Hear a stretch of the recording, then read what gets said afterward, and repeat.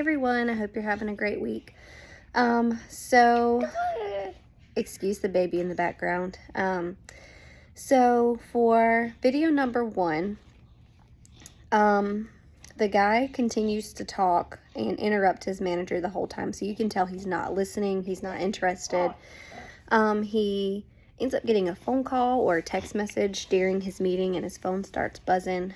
And so he ends up picking that phone call, his phone up, and taking that phone call right in front of his manager's face while she's trying to have a serious conversation regarding him going over budget. He does not really care about going over budget as long as he's successful, and he continues to tell her, oh, well, it doesn't matter because we're successful. And I'm sorry, but $11,000 over budget seems to be a lot of money in my eyes. He keeps looking around while she's talking, and while she's telling him the new plan, he'd be like, and if he were listening, he would know. Continues to make snarky comments. He says that the product comes first, and so he's being very short and snarky, which is very unprofessional, as well as putting his leg on the chair. That very annoyed body language where he has his leg crossed and he's just looking around. So he's obviously not professional in the slightest. So 3 weeks later, he comes in and he's instantly saying, this has got to be a joke. This has got to be a joke. And when she tells him that they're going to take this account, he actually starts to listen because now it has affected him. But if he would have listened the first time, he wouldn't be in this situation. He wouldn't be losing this account. And he could have corrected the problem earlier on. So before this meeting, I would have made sure there were very clear-cut and dry expectations for how you should be when you come into a meeting, it's a business. It should be professional. Your language, your body language, your attire, the way you interact with your manager. So that was really one of those things that I feel like needed to be addressed before the meeting. During the meeting, as he continued to interrupt and constantly look around and say snarky things, I would have had to stop in the middle of the conversation and be like, okay, listen, I'm trying to have this conversation so that you don't lose this account. And if you don't want to be here or listen, then that's okay, but we're not going to continue to support this type of behavior because it's not professional. After that meeting, I would have, put him on like a trial period to see if he's going to get his act together. But overall, he needed to know the expectations. And, if you can't meet those expectations, then we can't have you work here because that was unacceptable. The second video, it was during the annual review. And right off the bat, it was a little bit of a weird relationship in my eyes between Heidi and Chris.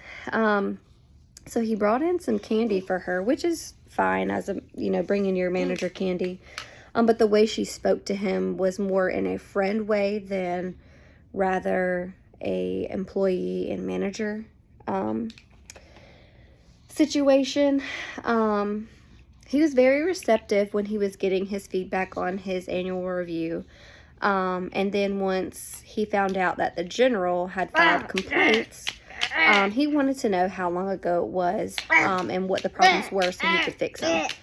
Well, come to find out, those complaints were from 9 months ago, and he was super upset with his manager, Heidi, because he wanted to have known when they happened, so that he could have fixed his behavior sooner. And he was very open to feedback throughout the whole conversation, but the issues that were, or the complaints that were filed by the general were no tie, which that was something that their company doesn't do, but was an easy fix. He was like, I'd wear a tie if you would have told me that. Now haven't been doing it for 9 months, so now he probably thinks I'm intentionally doing these things. Then the complaint was that he was late on Tuesdays and Thursdays. Well, he's the sole caretaker of his daughter getting her to school, and that's why he's late. And she even makes the comment that, oh, well, that's been approved, so don't worry about it.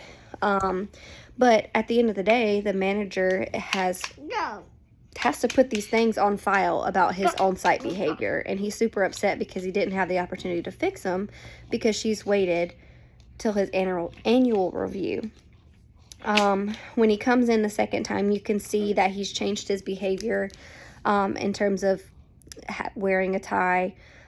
He's hired a nanny to take his daughter to school, and now he's worried he may lose his job because after the manager said in their first meeting that she would talk to the general, and in the second meeting she's kind of silent and she doesn't. She still hasn't had that conversation with the general, and now he may be out of a job and may be out of a client.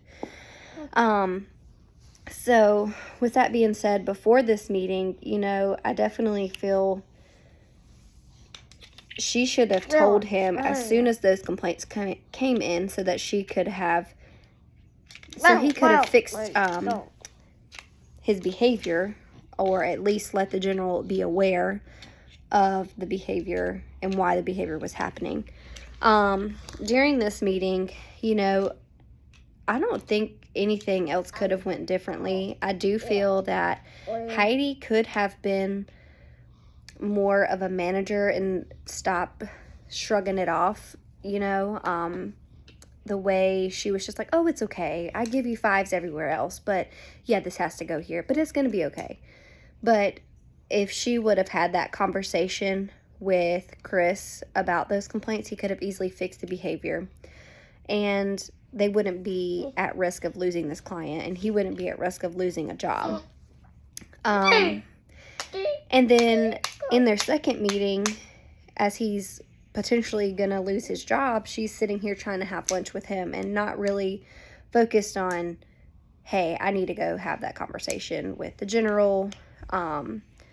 But I think during the meeting, what she could have done in either one of those meetings, when they, you know, the first meeting that they met and then the second meeting, she could have easily called the general then and had that discussion in front of Chris so he was aware of exactly why this behavior hasn't been changed in 9 months, why he's been late, but she's refused to do that, or hasn't done that rather.